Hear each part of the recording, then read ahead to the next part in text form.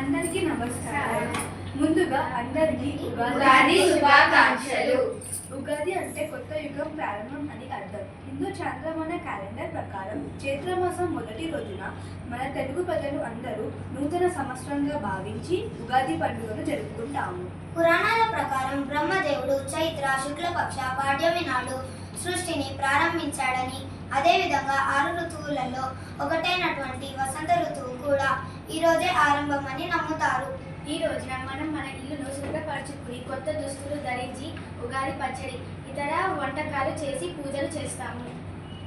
ఉగాది పచ్చడి ఇది 6 రకాల సమ్మేళనం. తీపి, పులుపు, ఉప్పు, కారం, చేదు, వగరు వీటన్నిటినీ కలిపి చేసే ఉగాది పచ్చడి మన జీవితాలలోని వివిధ అనుభవాలను సూచిస్తుంది.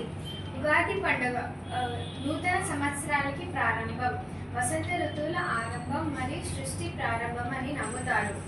ధన్యవాదాలు.